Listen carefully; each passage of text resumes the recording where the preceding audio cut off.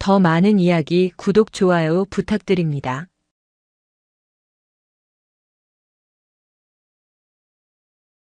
떨지 마. 내가 쓴 보고서엔 완벽하다며. 창과 방패의 대결도 아니고 고작 권총탄 따위에 왜 오줌을 지리고 지랄이야, 더럽게. 차가운 금속성의 총구가 배창석 소장의 미간을 정확히 겨누고 있었다. 자, 웃어. 기자들 보고 있잖아. 내가 그토록 자랑하던 K가드 방탄복의 위엄을 증명할 시간이야. 3초 준다. 하나. 시간을 잠시 거슬러 올라가 보자. 사건의 시작은 경기도 포천시 영북면 명성산 자락에 위치한 육군 제5군단 승진과학화훈련장이었다. 아시아 최대 규모를 자랑하는 공지합동훈련장인 이곳은 오늘따라 유난히 소란스러웠다. 국방부 출입 기자단과 국회 국방위원회 의원들, 그리고 해외 무관들까지 수백 명의 인파가 관람석을 가득 메우고 있었다. 전방에 적 전차 출현. 전방에 적 전차 출현. 스피커를 찢을 듯한 방송과 함께 K2 흑표 전차들이 육중한 궤도 소음을 내며 기동했다. 쾅! 쿠구구궁. 포신이 불을 뿜을 때마다 관람석의 유리창이 미세하게 진동했다. 표적지에서 붉은 화염과 검은 버섯구름이 피어오르자 사람들은 귀를 막으면서도 탄성을 내질렀다. 흙먼지와 화약 냄새가 진동하는 이곳은 대한민국 육군 화력의 상징과도 같은 곳이었다. 하지만 오늘의 진짜 주인공은 전차가 아니었다.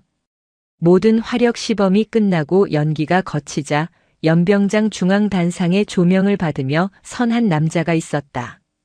육군본부 군수참모부장 배창석 소장. 기름기가 번들거리는 둥근 얼굴에 배가 남산만하게 나온 그는 군인이라기보다는 탐욕스러운 사업가에 가까운 인상이었다. 그는 짐짓 비장한 표정으로 마이크를 잡았다. 친애하는 내외 귀빈 여러분. 방금 보신 강력한 화력만큼이나 중요한 것이 바로 우리 장병들의 생존성입니다. 오늘 이 자리에서 최초로 공개하는 차기 다목적 방탄복 K가드는 그 생존성의 정점이라 감히 말씀드릴 수 있습니다. 배창석은 단상 옆에 세워진 마네킹을 가리켰다. 번들거리는 신형 방탄복이 입혀진 마네킹이었다.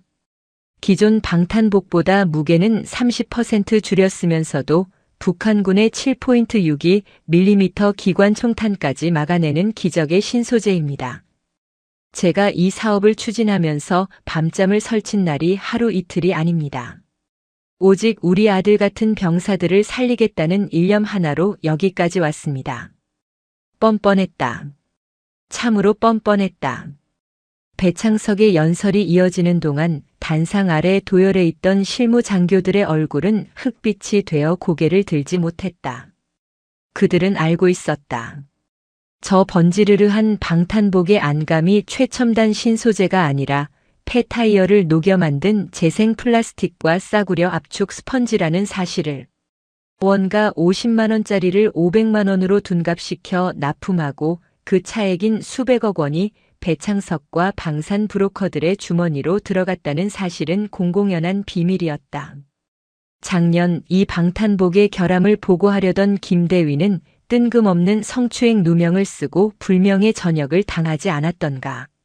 자, 그럼 시연을 시작하겠습니다. 조교 앞으로. 배창석의 손짓에 특공연대 소속 조교가 K2 소총을 들고 앞으로 나섰다. 기자들의 카메라 플래시가 쉴 새 없이 터졌다. 배창석은 회심의 미소를 지었다. 오늘 이 쇼만 성공적으로 끝나면 내년 총선 비례대표 공천은 따놓은 당상이었다. 자신의 앞길은 저 훈련장의 탄탄대로처럼 뚫려 있을 터였다. 그때였다. 두두두두두두두두. 멀리서 들려오던 헬기 소리가 순식간에 훈련장의 소음을 집어삼킬 듯 커졌다. 예정에 없던 헬기의 등장이었다. 뭐야? 오늘의 비행 스케줄은 다 끝난 거 아니었어? 통제탑. 저거 뭐하는 놈들이야? 배창석이 인상을 찌푸리며 하늘을 올려다보았다. 검은색 수리온 헬기 한 대가 시연장 상공으로 거침없이 하강하고 있었다.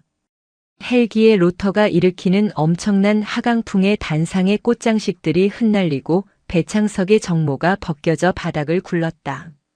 흙먼지가 폭풍처럼 몰아치자 귀빈석의 의원들이 콜록거리며 손수건으로 코를 막았다. 어떤 미친놈이 헬기를 저 따위로 몰아. 당장 무전쳐. 내려오면 영창 보내버리겠다고 해. 배창석이 핏대를 세우며 고래고래 고함을 질렀다. 하지만 헬기는 보란듯이 단상 바로 앞 연병장에 거칠게 착륙했다. 랜딩 기어가 땅에 닿기도 전에 슬라이드 도어가 벌컥 열렸다. 쿵. 헬기의 엔진음이 잦아들기도 전 흙먼지 속에서 군화 소리가 울렸다. 연기를 뚫고 걸어 나오는 인형. 칠흑 같은 선글라스, 딱 벌어진 어깨, 칼처럼 다려진 전투복 소매에는 별 3개, 중장 계급장이 서늘하게 빛나고 있었다. 그녀였다. 육군 특수전 사령부 예하 707 특수임무단 출신. 전설적인 대테러 작전의 영웅이자 창군 이래 최초로 여군 중장에 오른 입지전적인 인물. 지상작전 사령부 부사령관 차은솔. 그녀의 등장은 그 자체로 공포였다. 차은솔은 단 한 번의 눈짓으로 훈련장의 어수선한 분위기를 짓눌러버렸다. 그녀의 뒤로는 무장한 헌병들이 아닌 살기가 등등한 수행부관 2명이 그림자처럼 따르고 있었다. 배창석은 본능적으로 뒷걸음질 쳤다. 자신보다 계급이 높은 상관이자 군 내에서 미친 아모랑이라고 불리는 차은솔이 왜 여기 나타났단 말인가. 그는 떨리는 손으로 정모를 주워쓰고 억지 미소를 지으며 경례를 붙였다. 충성. 지작사 부사령관님께서 여긴 어인일로. 이곳 포천은 5군단 관할, 즉 승진 구호를 써야 했으나 배창석은 당황한 나머지 본부 구호인 충성을 내뱉었다. 하지만 차은솔은 배창석의 경례를 쳐다보지도 않았다. 그녀는 성큼성큼 단상 위로 올라갔다. 또각또각. 군화 발자국 소리가 배창석의 심장을 옥죄어왔다. 차은솔은 배창석이 들고 있던 마이크를 낚아채더니 그대로 바닥에 내동댕이 쳤다. 파직, 삑. 스피커에서 찢어지는 하울링 소리가 났다. 훈련장에 찬물을 끼얹은 듯한 정적이 흘렀다. 수백 개의 눈동자가 단상 위 2사람에게 집중되었다. 배창석 소장.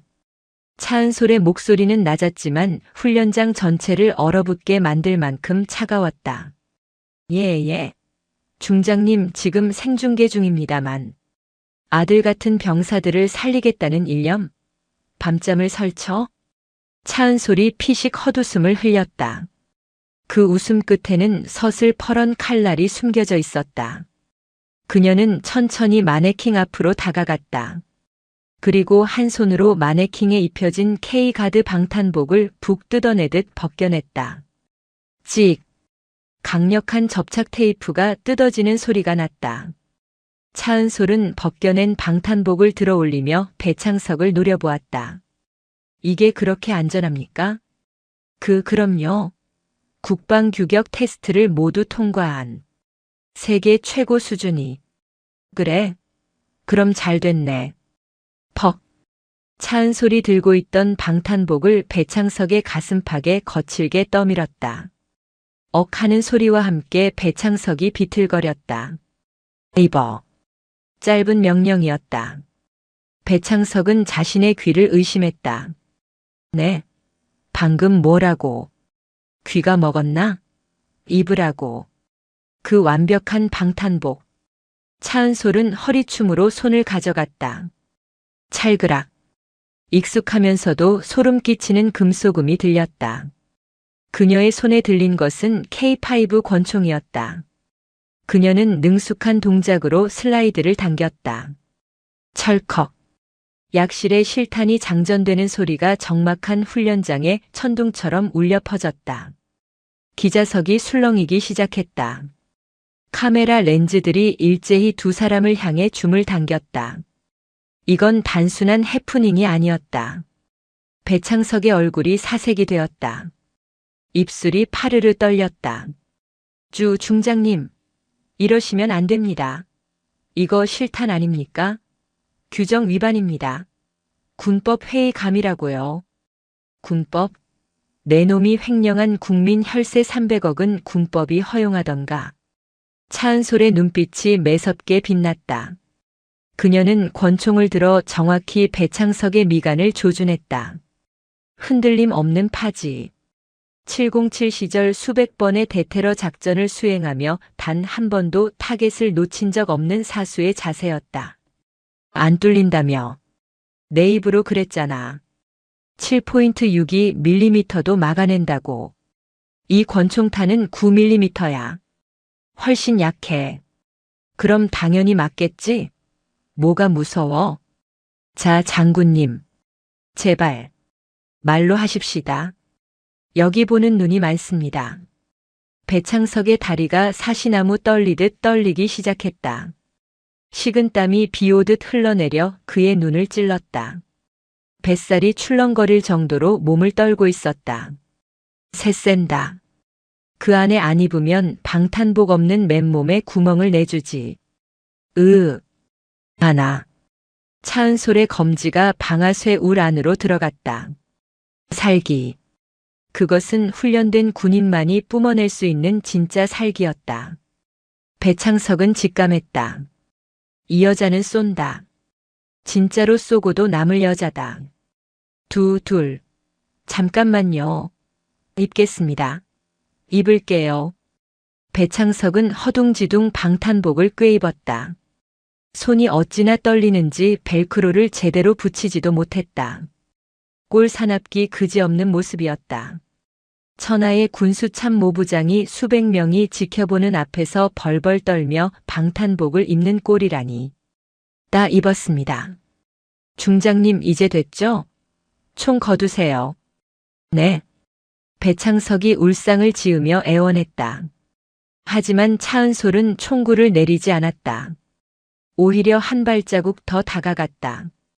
차가운 총구가 배창석의 이마에 닿을 듯 말 듯했다. 자, 테스트 시작하지. 차은솔이 입꼬리를 비틀어 올렸다. 움직이지 마. 움직이면 빗나가서 머리통이 날아갈 수도 있으니까. 그녀의 손가락에 힘이 들어가는 것이 보였다. 배창석의 눈동자가 흔들렸다. 지난주 룸살롱에서 방산업체 사장과 낄낄거리며 나누었던 대화가 주마등처럼 스쳐 지나갔다. 아이 장군님. 어차피 전쟁도 안 나는데 방탄복 안에 철판 좀 덜 넣으면 어떻습니까? 그 돈으로 우리끼리 좋은 거 먹고 좋은 데 가면 그게 애국이죠. 그럼. 누가 그걸 뜯어보겠어? 하하. 뜯어보는 사람이 있었다. 그것도 눈앞에 있는 저승사자가. 살려주세요. 사실 그거 가짜입니다. 방탄 안 됩니다. 뚫려요. 다 뚫린다고요. 결국 터져나왔다. 죽음의 공포 앞에 배창석은 제 입으로 비리를 실토하고 말았다. 훈련장은 순식간에 아수라장이 되었다. 뭐라고? 가짜라고?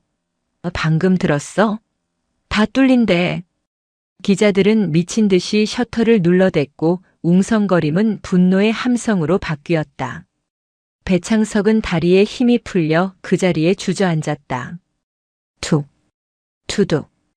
배창석의 정장 바지 밑단이 축축하게 젖어 들어갔다. 노란 액체가 흙바닥으로 흘러내렸다. 공포를 이기지 못하고 그 자리에서 오줌을 지린 것이었다. 지독한 지린내가 진동했다. 차은솔은 그제야 권총에 안전장치를 걸고 총을 거두었다. 그녀는 바닥에 주저앉아 덜덜 떨고 있는 배창석을 벌레 보듯 내려다보며 싸늘하게 내뱉었다. 더럽군. 치워. 그녀의 말이 떨어지자마자 대기하고 있던 헌병들이 들이닥쳐 배창석의 양팔을 결박했다. 이거나. 내가 누군지 알아? 난 군수 참모부장이야. 차은솔, 내가 감히 나를.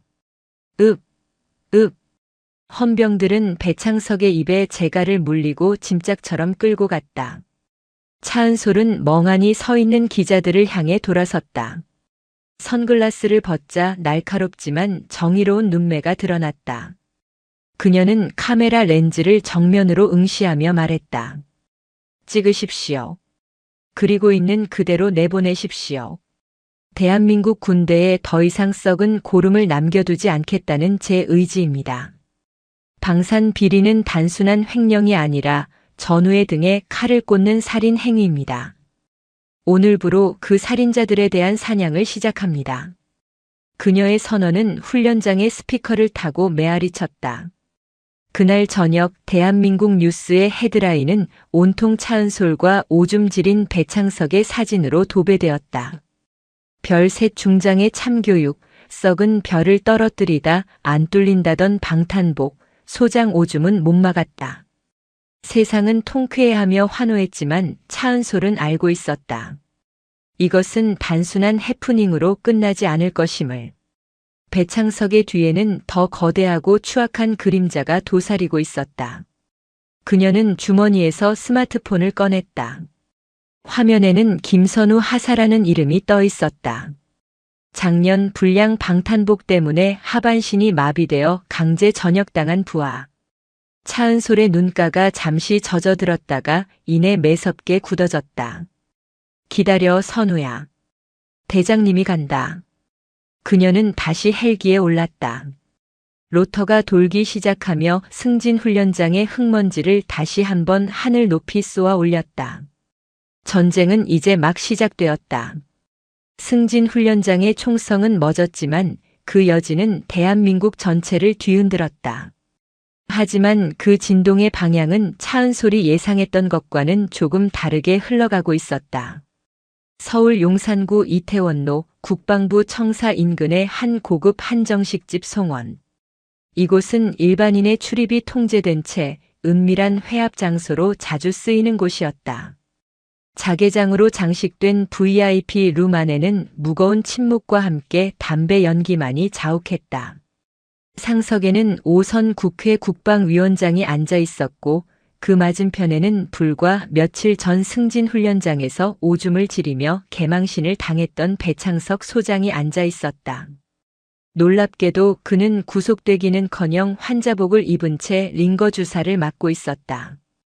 형님, 저 억울해서 못 살겠습니다. 그 미친 여자가 내 머리에 총을 겨눴다니까요. 이건 명백한 살인 미수입니다. 배창석이 억울하다는 듯 식탁을 내리쳤다. 그의 얼굴은 반질반질했고 오줌을 지렸던 그날의 수치는 온데간데 없었다. 오선 위원장은 혀를 차며 찻잔을 내려놓았다. 창석이 너도 참 어지간하다. 어떻게 별 둘이나 단 놈이 사병들 보는 앞에서 바지에 지도를 그려. 내가 싼 오줌 때문에 우리 당 지지율이 3%나 빠졌어. 아니, 그년 눈빛을 보셨어야 합니다. 진짜 쏠 눈빛이었다니까요. 그리고 그 방탄복 형님이 소개해준 업체 거잖습니까? 저 혼자 독박 쓸 수는 없습니다. 배창석의 은근한 협박에 오 위원장의 눈썹이 꿈틀했다. 그렇다. 이것은 배창석 개인의 비리가 아니었다. 방탄복 납품 업체인 태성 디펜스의 실소유주는 오 위원장의 처남이었고 그 수익금의 일부는 여의도 정가로 흘러들어갔다. 꼬리가 잡히면 몸통까지 위험해질 수 있는 거대한 먹이 사슬이었다. 오 위원장은 품에서 서류 봉투 하나를 꺼내 던졌다. 그래서 내가 손을 좀 썼다. 언론사 국장들한테 전화 돌려놨어. 내일 아침 조간부터 분위기가 바뀔 거다. 어떻게 말입니까? 차은솔, 그 여자가 정상적인 상태가 아니라고 몰아갈 거야. 외상 후 스트레스 장애로 인한 충동 조절 장애. 감히 상관이자 동료인 장군에게 실탄을 겨눈 하극상. 군의 기강을 무너뜨린 정신병자. 프레임을 바꾸는 거지. 배창석의 입가에 비릿한 미소가 번졌다. 역시 형님이십니다. 그럼 저는요? 너는 당분간 병원에 처박혀 있어. 급성 심근경색 및 정신적 쇼크로 입원했다고 진단서 끊어놨으니까. 피해자 코스프레 하란 말이야. 휠체어 타고 링거 꽂고 있으면 국민들은 금방 잊어버려. 같은 시각 경기도 용인시에 위치한 지상작전 사령부 부사령관실. 차은솔은 책상 위에 산더미처럼 쌓인 공문들을 노려보고 있었다. 모두 국방부 검찰단과 헌병대에서 날아온 것들이었다. 내용은 기가 찼다. 군 형법 제48조 상관에 대한 특수협박 혐의 조사 출석 요구서, 품위 유지 위반 및 직권 남용에 따른 직무 정지 통보서. 부사령관님, 상황이 좋지 않습니다. 부관인 최 대위가 침통한 표정으로 태블릿 PC를 내밀었다. 화면에는 자극적인 뉴스 썸네일들이 떠 있었다. 충격 단독 차은솔 중장 과거 작전 중 부하 사망 사고. 트라우마 심각했나? 군사 전문가들 시연회장 난입은 명백한 지휘권 남용, 군 기강 회의에 극치 배창석 소장 충격으로 쓰러져 중환자 실행. 인권위 차 중장 조사 착수. 여론은 간사했다. 불과 며칠 전만 해도 사이다 참교육이라며 환호하던 댓글창에는 이제 그래도 총을 겨눈 건 심했다. 여자가 너무 감정적이다. 미친 거 아니냐는 조직적인 악플들이 달리고 있었다. 댓글 부대가 투입된 것이 분명했다. 하, 이것들 봐라. 아주 조직적으로 움직이네. 차은솔이 헛웃음을 지으며 태블릿을 덮었다. 그녀는 이미 예상하고 있었다. 썩은 뿌리를 뽑아내는 일이 쉽지 않을 것이란 걸. 하지만 이 정도로 빠르고 치졸하게 나올 줄은 몰랐다. 그때 집무실 전화벨이 요란하게 울렸다. 육군 참모총장실이었다. 차 중장, 자네 지금 제정신인가? 수화기 너머로 총장의 고함이 들려왔다. 총장님, 저는 비리를 척결했을 뿐입니다. 배창석 소장이 시인하지 않았습니까? 시인? 배 소장은 자네 협박에 못 이겨 헛소리한 거라고 진술을 번복했네. 자네 때문에 지금 국방부가 발칵 뒤집혔어. 당장 보직 해임하고 대기 발령 조치할 테니 짐 싸서 나가. 뚜뚜뚜. 전화가 끊겼다. 차은솔은 멍하니 수화기를 들고 있었다. 비리를 저지른 놈은 병원에서 떵떵거리고 그것을 밝혀낸 자신은 쫓겨나는 현실. 가슴 깊은 곳에서 뜨거운 것이 치밀어 올랐다. 똑똑. 최 대위가 조심스럽게 문을 열고 들어왔다. 부사령관님. 검찰단 수사관들이 들이닥쳤습니다. 지금 압수수색을 하겠답니다. 문밖이 소란스러워졌다. 검은 양복을 입은 군 검찰 수사관들이 들이닥쳐 서류함을 뒤집고 컴퓨터 본체를 뜯어내기 시작했다. 그들은 마치 범죄자를 다루듯 차은솔의 개인 물품까지 샅샅이 뒤졌다. 이게 뭐 하는 짓입니까? 최 대위가 항의했지만 수사관들은 들은 척도 하지 않았다. 그들의 우두머리로 보이는 중령이 차은솔 앞에 서서 영장을 흔들었다. 차은솔 중장님, 특수협박 및 군용물 절도 혐의로 압수수색 영장이 발부되었습니다. 협조해 주시죠. 군용물 절도? 내가 뭘 훔쳤다는 건가? 훈련장에 타고 오신 헬기 사전 승인 없이 무단으로 사용하셨죠? 그게 절도입니다. 기가 막혔다. 비리를 잡으러 간 것을 헬기 도둑으로 몰다니. 차은솔은 주먹을 꽉 쥐었다. 손톱이 손바닥을 파고들어 피가 날 지경이었다. 저들의 목적은 분명했다. 차은솔의 손발을 묶고 입을 막아 사회적으로 매장시키는 것. 그녀는 책상 위에 놓여있던 자신의 명패를 바라보았다. 육군 중장 차은솔. 평생을 바쳐 지켜온 군복과 명예가 짓밟히고 있었다. 좋아. 마음대로들 해. 차은솔은 전투복 상의를 벗어 의자 뒤에 걸었다. 그리고 책상 서랍 깊숙한 곳에서 낡은 수첩 하나를 꺼내 주머니에 넣었다. 하지만 기억해둬라. 너희들이 건드린 게 누군지. 차은솔이 수사관 중령의 눈을 똑바로 쳐다보며 나직이 으르렁거렸다. 중령은 순간 등골이 서늘해짐을 느꼈지만 애써 무시하며 비웃음을 흘렸다. 협박하십니까? 그것도 죄목에 추가해드릴까요? 차은솔은 대답 대신 싸늘한 미소를 남기고 집무실을 나섰다. 복도에는 부하들이 안타까운 눈빛으로 그녀를 바라보고 있었다. 등 뒤로 수군거리는 소리와 비웃음 소리가 들려왔다. 철저한 고립. 이것이 대한민국에서 내부 고발자가 겪어야 할 지옥이었다. 모든 직무가 정지된 차은솔이 향한 곳은 호화로운 법률사무소가 아니었다.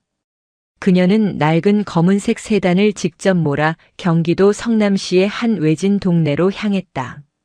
내비게이션이 안내한 곳은 성남재활요양병원.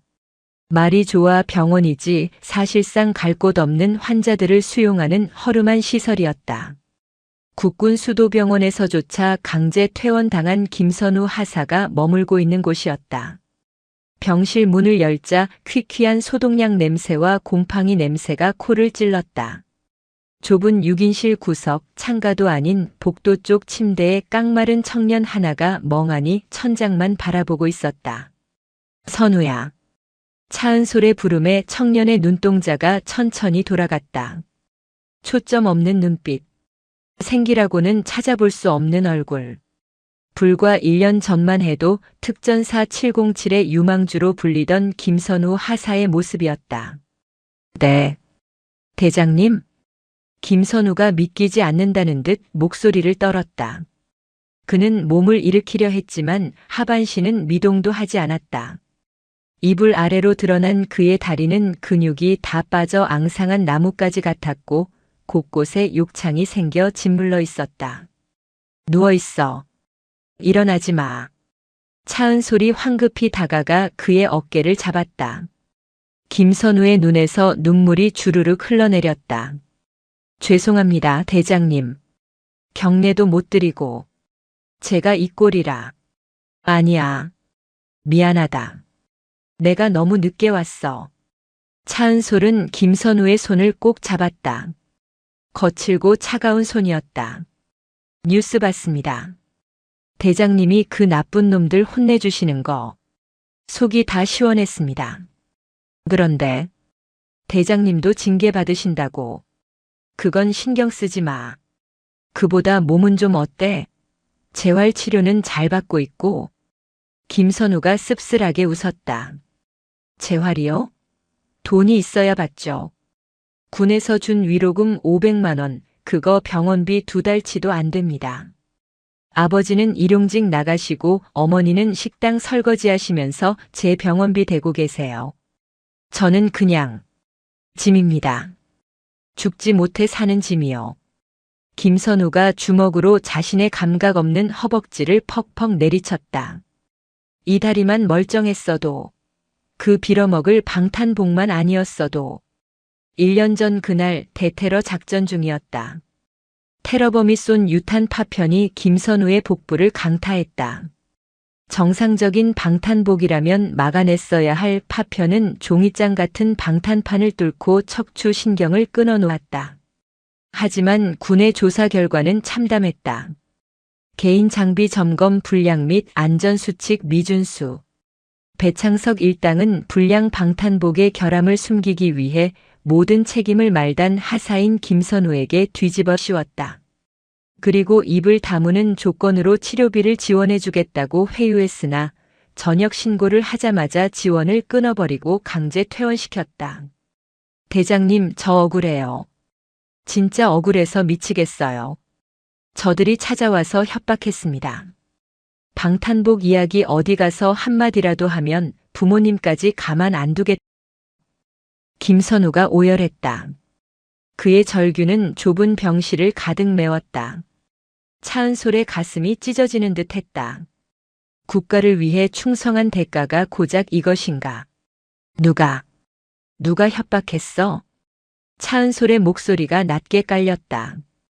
양복 입은 사람들이랑. 헌병대 높은 분이요. 각서에 지장 찍으라고 제 손을 억지로. 김선우가 서랍에서 꼬깃꼬깃한 종이 한 장을 꺼내주었다. 군 검찰단장의 직인이 찍힌 보안 서약서였다. 말이 보안 서약서지 사실상 노예 계약서나 다름없었다. 차은솔은 종이를 구겨 주머니에 넣었다. 그녀의 눈빛이 다시 한번 매섭게 타올랐다. 선우야, 나 믿지? 김선우가 눈물을 닦으며 고개를 끄덕였다. 제가 이 다리로 뭘 할 수 있겠습니까 하마는. 대장님이라면 믿습니다. 내 다리 내가 다시 걷게 해줄게. 그리고 너한테서 그 다리를 뺏어간 놈들 내가 똑같이. 아니 그보다 더 비참하게 기어다니게 만들어줄게. 차은솔은 김선우의 머리를 쓰다듬어 주었다. 그리고 병실을 나오려는데 복도에서 김선우의 어머니와 마주쳤다. 식당 일을 마치고 왔는지 앞치마에는 고춧가루가 묻어 있었고 손은 퉁퉁 불어 있었다. 누구신지? 선우 옛날 상관입니다. 어머니. 차은솔이 고개를 숙이자 어머니는 털썩 주저앉으며 차은솔의 바지가랑이를 붙잡았다. 장군님, 제발 우리 선우 좀 살려주세요. 억울해서 못 살겠습니다. 나라 지키러 간 멀쩡한 아들이 병신이 되어 왔는데 나라는 울려버렸어요. 어머니의 통곡 소리가 병원 복도를 울렸다. 지나가던 간호사들도 다른 환자들도 눈시울을 붉혔다. 차은솔은 무릎을 꿇고 어머니를 안아들였다. 그녀의 눈에서도 참았던 눈물이 한 방울 떨어졌다. 죄송합니다. 제가 갚겠습니다. 반드시 갚아드리겠습니다. 병원 문을 나선 차은솔은 하늘을 올려다보았다. 먹구름이 잔뜩 낀 하늘이 금방이라도 비를 뿌릴 것 같았다.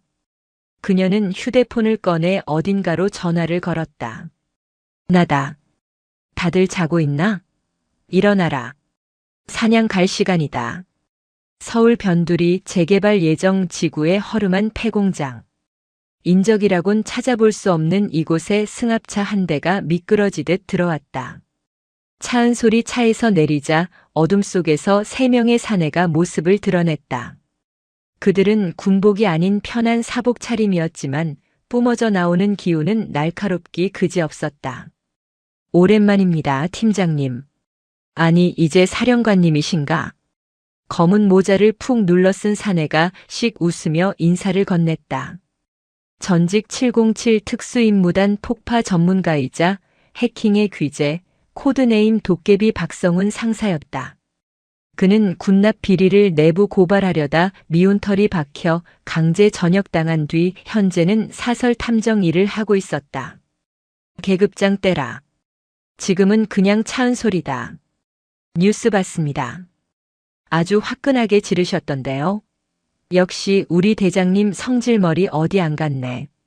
옆에 있던 거구의 사내가 킬킬거렸다. 전직 UDT 출신으로 707에 파견 왔다가 눌러앉았던 근접 격투의 달인 코드네임 불곰 강철민 중사.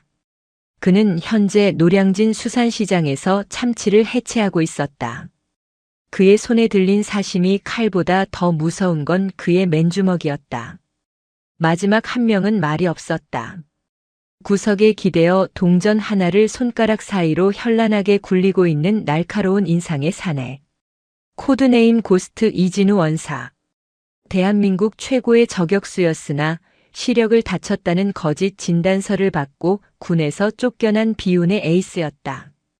부를 줄 알았습니다. 이진우가 짧게 말했다. 상황은 다들 알겠지? 차은솔이 챙겨온 서류 봉투를 드럼통 위에 던졌다. 배창석 소장과 태성 디펜스 그리고 오선 국방위원장의 연결 고리가 담긴 1차 조사 자료였다. 이건 공식 작전이 아니다. 지원도 없고 보급도 없어. 걸리면 반역죄로 군사법정에 설 수도 있다. 실패하면 우리는 국가가 모르는 범죄자가 되는 거야. 차은솔이 비장하게 말했다. 하지만 세 사람의 표정에는 두려움 대신 묘한 흥분이 감돌았다. 그들은 야생 늑대들이었다. 목줄에 묶여 얌전한 척 살고 있었지만 피냄새를 맡자 본능이 깨어난 것이다. 아이 거 참치 썰다가 심심해 죽는 줄 알았습니다. 몸 좀 풀고 싶었는데 잘 됐네요. 불곰이 우두둑 목을 꺾었다. 상대는 군수참모부장과 국방위원장, 그리고 그 뒤에 숨은 거대한 방산 카르텔이야. 놈들은 돈과 권력 그리고 언론까지 쥐고 있어. 정면 승부로는 못 이겨. 도깨비가 태블릿 PC를 켜며 물었다. 그럼 목표는 뭡니까? 암살? 아니. 놈들을 사회적으로 그리고 물리적으로 완전히 매장시키는 것. 그들이 훔쳐간 돈을 10원 한 장까지 다 찾아서 피해자들에게 돌려주는 것. 차은솔이 지도를 펼쳤다. 첫 번째 타깃은 태성 디펜스의 비밀 장부다. 놈들이 이중 장부를 관리하는 사무실 위치를 파악했어. 강남 한복판에 있는 페이퍼 컴퍼니 사무실이야. 경비가 삼엄하겠는데요. 민간 경비업체 떡대들이 진을 치고 있어. 게다가 경찰이랑 끈도 닿아 있어서 신고해봤자 소용없어. 우리가 직접 들어가서 가져온다. 이진우가 조용히 물었다. 작전명은? 차은솔은 잠시 생각에 잠겼다가 입을 열었다. 작전명 반품. 불량품을 납품했으니 반품해줘야지. 놈들의 목숨으로. 반품이라. 마음에 드는데요. 도깨비가 키보드를 두드리기 시작했다. 강남 사무실 보안 시스템 해킹 들어갑니다. CCTV 무력화까지 10분 걸립니다. 불곰은 진입로 확보해. 고스트는 맞은편 건물 옥상에서 감시하고. 차은솔이 재킷 안쪽에서 글록 권총을 꺼내 탄창을 확인했다. 불법으로 구한 물건이 아니라 그녀가 개인적으로 소장하고 있던 가스총을 개조. 한척하지만 사실 진짜보다 더 위력적인 특수 장비였다. 대장님, 근데 저희 이거 보수는 있습니까? 불곰이 농담조로 물었다. 차은솔이 피식 웃었다.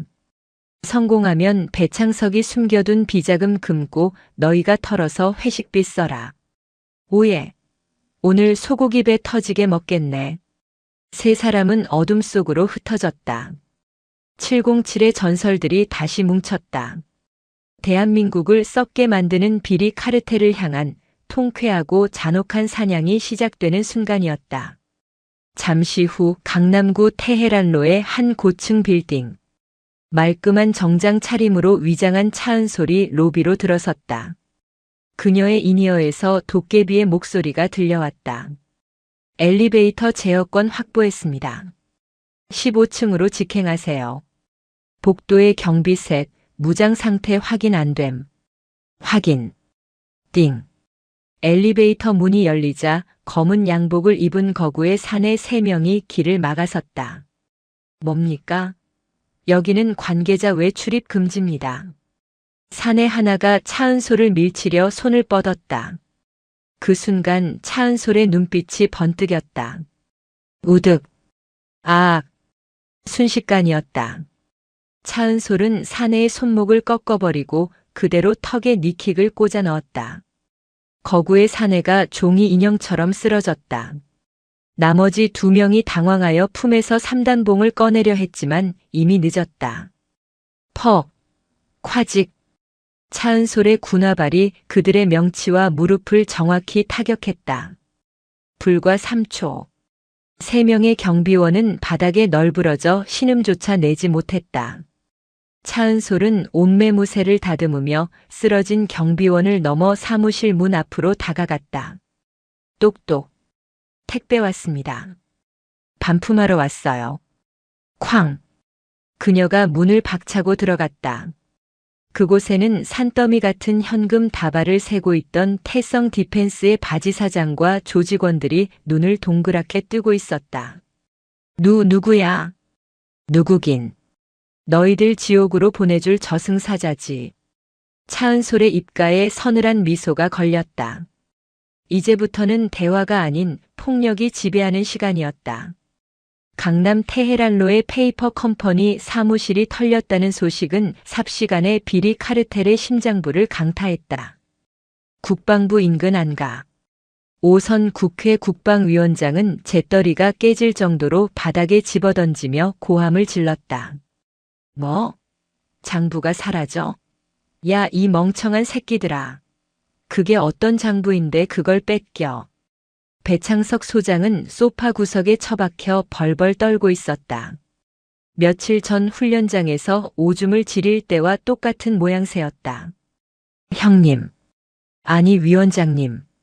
분명 차은솔 그 여자입니다. 707 출신 놈들을 모았다는 첩보가 있어요. 이대로 가면 우리 다 죽습니다. 오 위원장은 핏발선 눈으로 배창석을 노려보았다. 그는 냉정함을 되찾으려 애쓰며 넥타이를 거칠게 풀었다. 진정해. 아직 끝난 거 아니야. 그 장부 암호화되어 있어서 걔네들도 바로는 못 열어. 시간이 있어. 그럼 어떡합니까? 잘라야지. 오 위원장이 싸늘하게 내뱉었다. 도마뱀도 살려면 꼬리를 자른다. 이번 일 누군가는 책임을 지고 사라져줘야겠어. 내 밑에 그 꼼꼼한 친구 있지? 강민호 중령. 강민호 중령. 군수참모부 예산과장. 배창석의 오른팔로서 온갖 더러운 실무를 도맡아 처리해온 인물이었다. 배창석은 잠시 망설이는 듯 했으나 이내 고개를 끄덕였다. 자신의 목숨보다 부하의 목숨이 더 중할 리 없었다. 강중령한테 전화해. 모든 건 내가 혼자 저지른 개인 비리였다고 유서 쓰고 깔끔하게 가라고 해. 남은 가족은 우리가 평생 먹여 살려준다고. 그날 밤 서울 마포대교. 강민호 중령은 난간 위에 위태롭게 서 있었다. 검은 강물이 식인 상어의 아가리처럼 입을 벌리고 그를 기다리고 있었다. 그의 손에는 소주 한 병과 유서가 들려 있었다. 강중령, 자네가 다 안고 가면 자네 딸 유학비는 내가 책임지네. 하지만 땀만 먹으면 알지. 군인 연금 박탈은 기본이고 자네 가족들도 무사하지 못할 거야. 배창석의 협박이 귓가에 맴돌았다. 평생을 군에 바쳤는데 결말이 고작 비리 장군의 총알바지라니. 억울함에 피가 솟구쳤지만 그에게는 선택지가 없었다. 여보 지민아. 미안하다. 아빠가 못난 놈이라. 강민호는 눈을 질끈 감았다. 그리고 몸을 허공으로 던지려는 찰나였다. 탁! 누군가 그의 뒷덜미를 낚아채 난간 안쪽으로 거칠게 내동댕이 쳤다. 컥! 강민호는 시멘트 바닥에 뒹굴며 기침을 토해냈다. 고개를 들자 가로등 불빛을 등지고 선 그림자가 보였다. 익숙한 실루엣. 차은솔 중장이었다. 누구십니까? 아니, 차 중장님? 죽기 딱 좋은 날씨긴 하네. 근데 강중령 순서가 틀렸어. 차은솔이 강민호가 떨어뜨린 유서를 주워 읽어보더니 픽 웃으며 강물로 던져버렸다. 이런 삼류 소설은 배창석 그 돼지 새끼나 쓰라고 해. 이러시면 안 됩니다. 제가 죽어야 끝납니다. 제가 안 죽으면 우리 가족이. 강민호가 울부짖으며 다시 난간으로 기어가려 했다. 차은솔은 군화발로 강민호의 가슴을 지그시 눌러 제압했다. 멍청한 자식. 내가 죽으면 배창석이 아이고 고맙다 하고 내 가족을 챙겨줄 것 같나? 천만에. 내가 죽는 순간 모든 죄는 내가 뒤집어 쓰고 내 가족은 비리 군인의 가족이라고 손가락질 받으며 평생을 고통받을 거야. 그게 놈들의 방식이야. 차은솔의 일갈이 강민호의 폐부를 찔렀다. 그럼 저보고 어쩌란 말입니까? 전 힘이 없는데. 힘? 내가 빌려줄게. 차은솔이 쭈그려 앉아 강민호의 눈을 똑바로 응시했다. 죽을 용기로 덤벼. 억울해서 못 죽겠다고 내 돈 내놓으라고 악을 쓰란 말이야. 내가 쥐고 있는 진짜 패 나한테 넘겨. 그럼 내가 배창석의 목을 따서 내 앞에 받쳐주지. 강민호의 눈동자가 흔들렸다. 그는 알고 있었다. 강남 사무실에 있던 장부는 빙산의 일각일 뿐 배창석이 진짜 숨겨둔 비자금 금고의 위치와 녹취록은 따로 있다는 것을. 제가 증언하면 정말 제 가족을 지킬 수 있습니까? 내 군번과 목숨을 걸고 약속하지. 707 차은솔은 빈말 안 해. 강민호는 떨리는 손으로 품 안쪽 주머니에서 작은 USB 메모리를 꺼냈다. 이게 배창석 소장의 차명 별장 위치와 보안 코드입니다.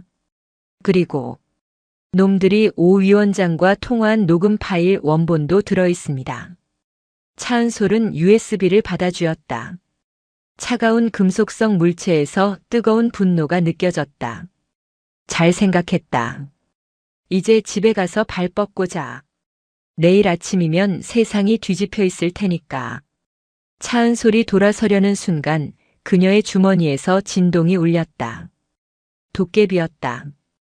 왜? 강중령 확보했어. 대장님, 큰일 났습니다. 수화기 너머로 들리는 도깨비의 목소리는 평소의 장난기가 싹 사라진 다급한 비명에 가까웠다. 김선우 하사. 아니 선우가 입원한 병원에 놈들이 들이닥쳤답니다. 선우가 아니라 선우 여동생 민지 양을 납치해 갔습니다. 뭐? 차은솔의 표정이 순식간에 악귀처럼 일그러졌다. 주변의 공기가 쇳소리를 낼 정도로 차갑게 얼어붙었다. 다시 말해봐. 누굴 건드렸다고? 민지야. 안 돼. 이게 자식들아. 성남 재활요양병원 주차장. 휠체어에서 굴러떨어진 김선우가 바닥을 기어가며 절규했다. 검은 승합차는 김선우의 여동생 김민지를 강제로 태운 채 굉음을 내며 사라졌다.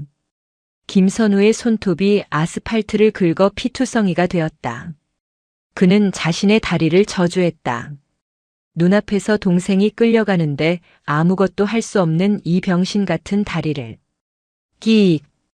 차은솔의 차가 주차장으로 미끄러져 들어왔다. 아직 시동도 꺼지지 않은 차에서 뛰어내린 차은솔이 김선우를 일으켜 세웠다. 선우야, 정신 차려. 대장님. 흑. 민지가. 놈들이 민지를. 김선우는 차은솔의 옷깃을 잡고 오열했다. 전화가 왔었어요. 장부 내놓지 않으면 민지 손가락을 하나씩 잘라서 보내겠다고. 저 때문에. 다 저 때문에. 차은솔은 입술을 깨물었다. 피맛이 났다. 선을 넘었다. 이것들은 군인도 인간도 아니었다. 그저 돈에 미친 괴물들이었다. 괴물을 잡으려면 사냥꾼도 괴물이 되어야 했다. 도깨비 위치 추적 어떻게 됐어? 차은솔이 이니어를 꽂으며 물었다. 놈들 대포차라 추적이 쉽지 않습니다. 잠시만요. 찾았습니다. 민지 양 휴대폰 신호가 마지막으로 잡힌 곳 인천 북항 인근의 폐컨테이너 야적장입니다. 고스트 불곰. 들었지? 인천으로 쏜다. 차은솔은 김선우를 안심시키듯 어깨를 꽉 쥐었다. 선우야 나봐. 민지 털끝 하나 안 다치게 데려올 거야. 그리고 오늘 밤 놈들은 살아서 해를 못 볼 거다. 넌 여기서 어머니 지키고 있어. 차은솔은 차에 올라타 엑셀러레이터를 지시겼다. 엔진이 비명을 질렀다. 인천 북항 외진 곳에 위치한 폐컨테이너 야적장. 비릿한 바다 냄새와 섞여 녹슨 쇠 냄새가 진동했다. 버려진 컨테이너 박스 안 김민지는 입에 테이프가 붙여진 채 의자에 묶여 공포에 떨고 있었다. 그녀 앞에는 험상궂게 생긴 용역 깡패 10여 명이 쇠파이프와 회칼을 만지작거리고 있었다. 야, 이 기집애 오빠가 그렇게 대단하다며? 내부 고발자 나으리라면서. 우두머리로 보이는 얼굴에 긴 칼자국이 있는 사내가 민지의 볼을 칼등으로 톡톡 쳤다. 배창석 소장님이 아주 화가 많이 나셨어. 내 오빠가 훔쳐간 장부만 가져오면 곱게 보내주려고 했는데 시간이 너무 지체되네. 손가락 하나 자르고 사진 찍어 보내야 반응이 오려나? 사내가 민지의 새끼손가락에 칼날을 들이댔다. 민지가 비명을 지르며 몸부림쳤지만 건장한 사내들의 힘을 당해낼 수 없었다. 자, 하나 둘. 투항. 그때였다. 컨테이너의 두꺼운 철문이 굉음과 함께 안으로 찌그러져 들어왔다. 뭐야? 깡패들이 놀라 돌아보는 순간 연기 속에서 거대한 곰 같은 사내가 튀어나왔다. 불곰 강철민이었다. 택배 왔다, 이 쓰레기들아. 불곰이 문짝을 방패처럼 들고 돌진해 깡패 2명을 그대로 벽에 처박아 버렸다. 으지직 뼈 부러지는 소리가 적나라하게 울렸다. 뭐야, 저 새끼 잡아. 칼자국 사내가 소리쳤지만 이어진 상황은 그들의 예상을 벗어났다. 탕 마이너스. 어디선가 날아온 총알이 조명을 깨트렸다. 야적장이 어둠에 잠기자마자 검은 그림자가 천장에서 로프를 타고 소리 없이 내려왔다. 서걱. 퍽. 어둠 속에서 비명조차 지르지 못하고 쓰러지는 소리만 들렸다. 차은 소리였다. 그녀는 손에 쥔 3단봉과 나이프로 깡패들의 관절과 급소만을 정확히 타격했다. 누구냐? 칼자국이 허공에 칼을 휘둘렀다. 그때 그의 뒤에서 서늘한 목소리가 들렸다. 내 놈들이 건드린 게 누군지 알려주러 왔다. 칼자국이 뒤를 도는 순간 차은솔의 군화발이 그의 무릎 관절을 역방향으로 걷어찼다. 끄악! 다리가 꺾인 칼자국이 바닥을 기었다. 차은솔은 그의 머리채를 잡아 들어 올렸다. 그녀의 눈은 이미 이성적인 군인의 눈이 아니었다. 먹잇감을 찢어발기기 직전의 맹수의 눈이었다. 손가락? 누구 손가락을 자른다고? 차은솔이 칼자국이 들고 있던 회칼을 빼앗아 바닥에 꽂았다. 정확히 칼자국 사내의 손가락 사이였다. 살려주세요. 민지 어디 있어? 저기 안쪽에. 차은솔은 칼자국을 쓰레기처럼 내던지고 컨테이너 안쪽으로 달려갔다. 구석에 웅크리고 있는 민지가 보였다. 민지야. 차은솔이 밧줄을 끊고 테이프를 떼어주자 민지가 와락 안겨왔다. 언니. 흐엉. 무서웠어요. 괜찮아. 늦어서 미안해. 이제 괜찮아. 차은솔은 민지를 다독이며 밖을 향해 소리쳤다. 청소 끝났나? 불곰이 깡패들을 한 곳에 모아 쌓아놓고 손을 털며 웃었다. 아주 깔끔합니다. 고스트 형님이 밖으로 도망치는 놈들 다리 하나씩 구멍 내줬고요. 차은솔은 민지를 불곰에게 맡겼다. 민지 데리고 병원으로 가. 선우 안심시키고. 대장님은요? 차은솔이 밖으로 나오며 하늘을 올려다보았다. 새벽이 밝아오고 있었다. 난 마무리를 지어야겠어. 강중령이 준 USB 양평 별장 위치가 찍혀 있더군. 놈들이 훔쳐간 돈, 이자까지 쳐서 받아내야지. 경기도 양평군 남한강이 내려다 보이는 수려한 경관 속에 자리 잡은 초호화 별장. 등기부상으로는 어느 이름 모를 영농조합법인의 소유였지만 실소유주는 배창석 소장이었다. 별장 지하에는 핵전쟁이 나도 버틸 수 있다는 특수 벙커가 숨겨져 있었다. 그리고 그 안에는 배창석과 오선 위원장이 수년 동안 방산 비리로 긁어모은 현금 500억 원과 골드바가 잠들어 있었다. 도깨비 보안 시스템은? 별장 인근 숲속. 위장 크림을 바른 차은솔이 물었다. 5분 전에 해제했습니다. 이놈들 돈 지킨답시고 사설 경호원들을 아주 대대병력만큼 깔아놨는데요. 적외선 감지기에 동작 인식 센서까지. 아주 요새입니다. 요새? 우리한테는 그냥 놀이터지. 차은솔은 야간 투시경을 내렸다. 고스트 외곽 경비 처리해. 소음기 필수. 라저. 픽. 작은 파열음과 함께 정원의 경비원들이 맥없이 쓰러졌다. 차은솔은 낮은 포복으로 정원을 가로질러 별장 현관으로 접근했다. 불곰 문 따. 쾅. 불곰이 해머로 현관문을 박살냈다. 경보음이 울릴 틈도 없이 차은솔 일행이 내부로 진입했다. 침입자다. 내부에 있던 경호원들이 3단봉과 가스총을 들고 달려들었다. 하지만 실전으로 다져진 707 요원들에게 그들은 훈련용 허수아비에 불과했다. 차은솔은 좁은 복도에서 춤을 추듯 움직였다. 날아오는 주먹을 피하고 상대의 명치를 가격하고 팔을 꺾어 제압했다. 그녀가 지나간 자리에는 신음하는 남자들만 남았다. 지하실 입구는 서재 책장 뒤야. 강민호 중령이 알려준 정보는 정확했다. 서재의 책장을 밀자 두꺼운 강철문이 나타났다. 이건 좀 빡센데요. 은행 금고 수준입니다. 도깨비가 전자도어락에 해킹 툴을 연결하며 혀를 찼다. 시간 없어. 폭파해. 차은솔의 지시에 도깨비가 C4 폭약을 문틈에 설치했다. 전방 폭파. 셋, 둘, 하나.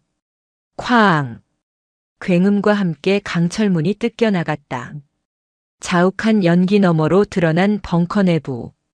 차은솔과 팀원들은 눈앞에 펼쳐진 광경에 잠시 말을 잃었다.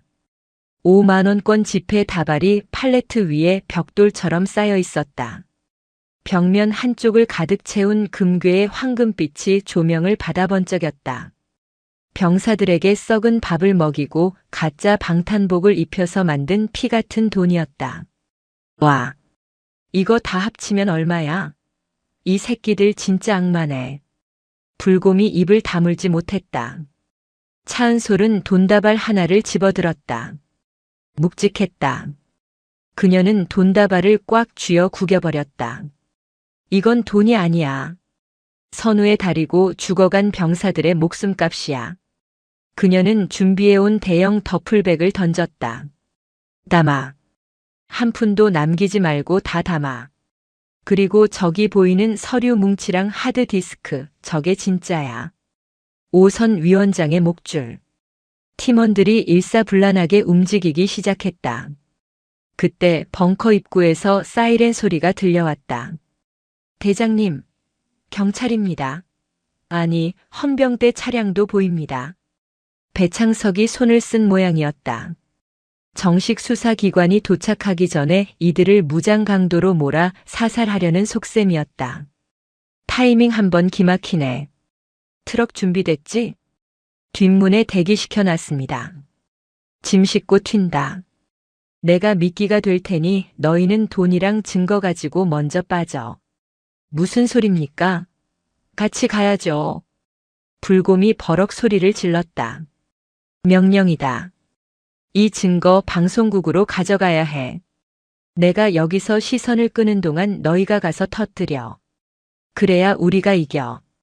차은솔은 망설이는 팀원들을 밀쳐내고 벙커 입구에 섰다.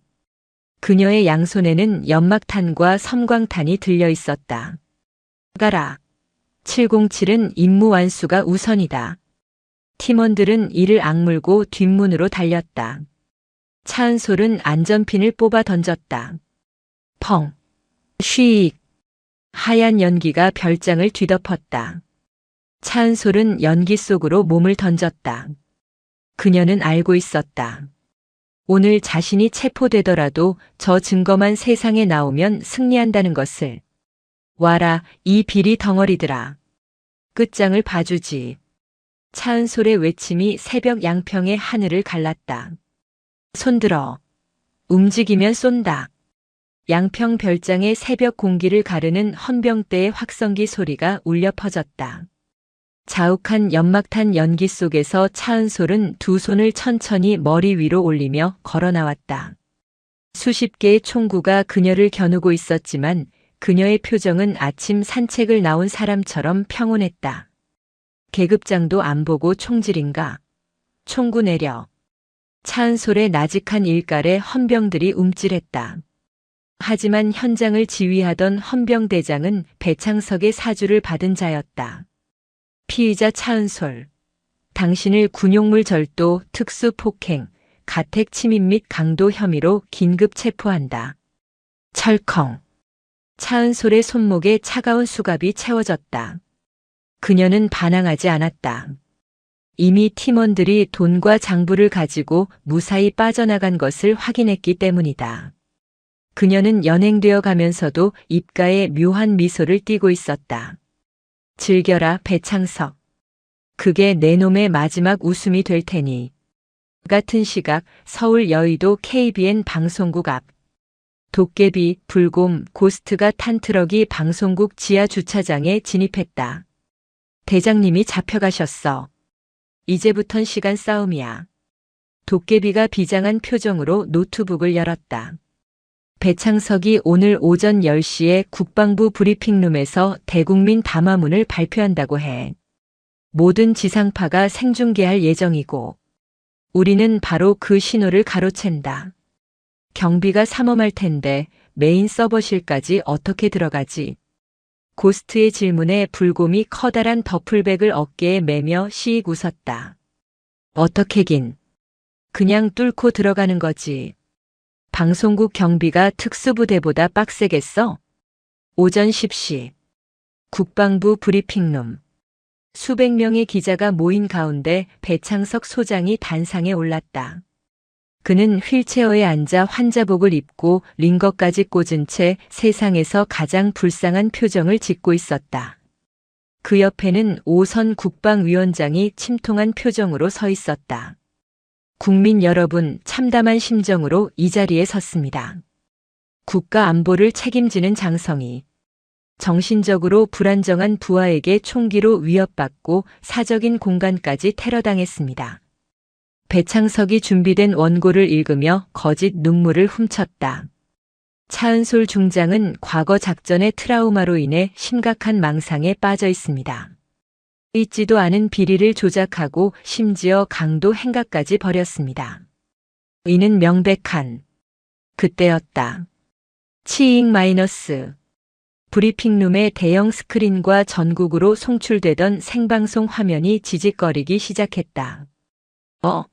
화면이 왜 이래? 방송 사고인가? 기자들이 술렁거렸다. 배창석이 당황하여 뒤를 돌아본 순간 스크린의 화면이 바뀌었다. 충격 단독. 가짜 방탄복과 500억 벙커의 진실. 화면에 나타난 것은 양평 별장의 지하 벙커였다. 산더미처럼 쌓인 현금 다발과 금괴, 그리고 그 앞에서 낄낄거리며 통화하는 배창석의 모습이 고화질 영상으로 재생되었다. 아이 형님, 이번 방탄복은 스펀지로 채워도 모른다니까요. 어차피 병사들 개죽음 당해도 사고사 처리하면 그만이고. 하하. 그래, 이번에 땡긴 돈으로 강남 빌딩 하나 더 올리자고. 오선 위원장의 목소리까지 선명하게 들려왔다. 브리핑룸은 찬물을 끼얹은 듯 정적이 흘렀다가 이내 폭발할 듯한 소란으로 바뀌었다. 저게 뭐야? 배 소장 목소리잖아. 병사들이 개죽음이라니. 배창석의 얼굴이 흑빛으로 변했다. 꺼. 당장 꺼. 이거 조작이야. 딥페이크라고. 그가 휠체어에서 벌떡 일어나 소리쳤다. 다리가 아프다던 사람이 멀쩡하게 서서 고함을 지르는 모습에 기자들의 플래시가 미친 듯이 터졌다. 그 시각 국방부 헌병대 취조실. 취조를 받던 차은솔은 벽에 걸린 TV에서 흘러나오는 뉴스를 보며 헌병대장에게 물었다. 봤지? 이제 누가 범죄자인지. 헌병대장의 손이 부들부들 떨렸다. 전화벨이 미친 듯이 울리고 있었다. 방송사고 아니 진실의 방송은 대한민국을 뒤집어 놓았다. 광화문 광장에는 순식간에 수만 명의 인파가 몰려나와 비리장성 처형하라, 차은솔을 석방하라는 구호를 외쳤다. 청와대 국민청원 게시판은 서버가 마비되었고 국방부 홈페이지는 해킹당해 메인 화면이 포돌이 대신 오줌 싼 배창석 사진으로 바뀌었다. 대통령은 즉시 특별수사 지시를 내렸다. 차은솔에 대한 체포영장은 기각되었고 오히려 그녀는 공익제보자 신분으로 격상되어 현장으로 복귀했다. 수갑 풀어. 헌병대장이 떨리는 손으로 차은솔의 수갑을 풀었다. 차은솔은 손목을 돌리며 일어섰다. 가자. 쓰레기 분리수거하러. 국방부 브리핑룸은 아수라장이었다. 배창석과 오선 위원장은 도망치려 했지만 분노한 기자들과 시민들에게 둘러싸여 오도 가도 못하는 신세가 되었다. 비켜. 비키라고. 이거 다 가짜야. 오 위원장이 기자들을 밀치며 발악했다. 쾅. 브리핑룸의 문이 열리고 정복을 갖춰 입은 차은솔이 걸어 들어왔다. 그녀의 뒤로는 헌병대가 아닌 검찰청 특수부 수사관들이 따르고 있었다. 거기까지 하시죠. 차은솔의 목소리가 확성기 없이도 좌중을 압도했다. 차은솔. 배창석이 뒷걸음질 치다 휠체어에 걸려 넘어졌다. 내 놈이 다 꾸민 짓이지. 이거 다 함정이야. 차은솔은 넘어진 배창석 앞으로 다가가 내려다보았다. 함정? 아니, 이건 정의 구현이다. 배창석, 너를 군형법 제23조 방산 비리, 제94조 횡령, 그리고 살인 미수교사 혐의로 체포한다. 증거 있어? 저 영상 조작된 거라고 우기면 그만이야. 배창석이 마지막 발악을 했다. 차은솔은 품에서 녹음기를 꺼냈다. 이건 내가 강민호 중령에게 자살을 강요한 녹취록. 그리고 그녀는 문 쪽을 가리켰다. 증인 들어오세요. 문이 열리고 휠체어를 탄 김선우 하사와 그의 어머니, 그리고 강민호 중령이 들어왔다. 죽은 줄 알았던 강 중령의 등장에 배창석의 눈이 튀어나올 듯 커졌다. 강 중령, 내가 왜? 죄송합니다, 소장님. 저도 살아야겠습니다. 아니, 사람답게 살고 싶어서 왔습니다. 강민호가 울먹이며 말했다. 끝났다, 배창석. 차은솔이 손짓하자 수사관들이 배창석과 오 위원장의 양팔을 꺾어 수갑을 채웠다. 이거나, 내가 누군지 알아. 국방위원장이야. 너희들 다 옷 벗길 거야. 오선 위원장이 고래고래 소리를 질렀지만 차은솔은 눈 하나 깜짝하지 않았다. 옷은 당신들이 벗어야지. 그리고 콩밥 좀 먹으면서 반성해라. 아, 감옥밥은 횡령 안에서 맛있을 거야. 끌려가는 배창석이 차은솔을 노려보며 저주를 퍼부었다. 두고 보자, 차은솔. 내가 이대로 죽을 것 같아? 내 뒤에 누가 있는지 알면. 차은솔은 성큼성큼 다가가 배창석의 귓가에 속삭였다. 내 뒤에 누가 있든 상관없어. 그놈들도 다 잡아넣을 거니까. 그리고 방탄복 테스트 감옥 가기 전에 한 번 더 해야지. 힉. 배창석은 지난번의 공포가 떠올라 다시 한번 다리를 오므렸다. 기자들의 플래시 세례 속에 대한민국 군대 역사상 가장 추악한 별들이 땅으로 떨어지는 순간이었다. 계절이 바뀌어 승진 훈련장에는 따스한 봄바람이 불고 있었다. 사건은 일파만파로 커져 국방부 장관이 사퇴하고 방산 비리에 연루된 국회의원 10여 명이 줄줄이 구속되는 게이트로 번졌다. 배창석과 오선은 무기징역을 선고받았고 그들이 은닉했던 재산 1천억 원은 전액 몰수되었다. 그리고 오늘 육군본부 대연병장에서는 특별한 행사가 열리고 있었다.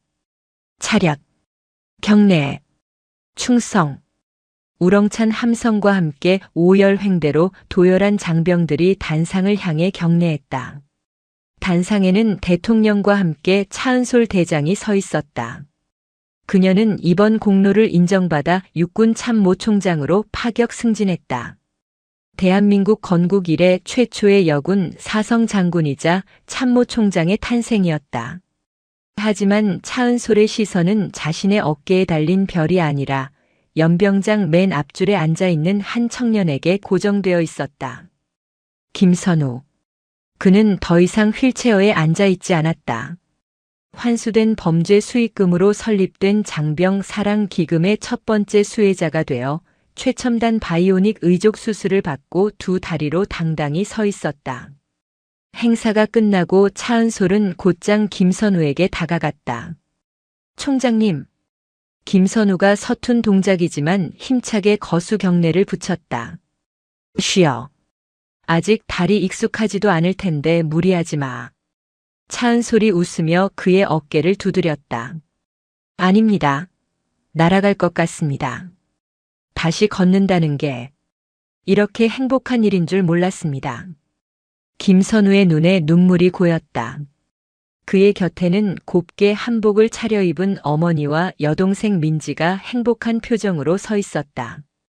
고맙습니다, 장군님. 정말 고맙습니다.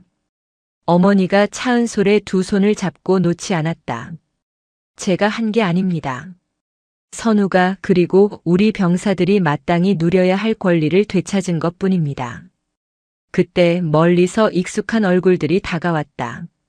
말끔한 정장을 입은 도깨비, 불곰, 고스트였다. 어이쿠, 우리 총장님. 이제 너무 높으신 분이 돼서 말도 못 걸겠네. 불곰이 너스레를 떨었다.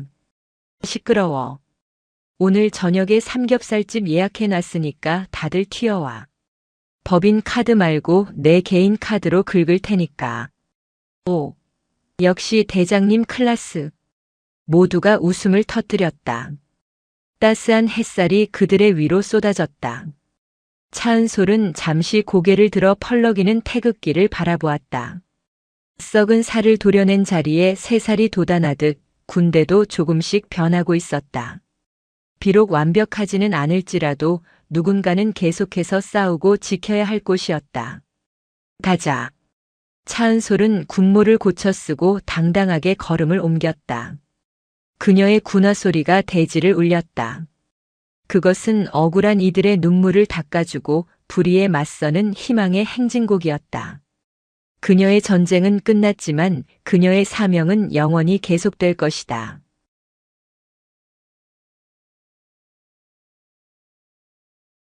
더 많은 이야기 구독, 좋아요 부탁드립니다.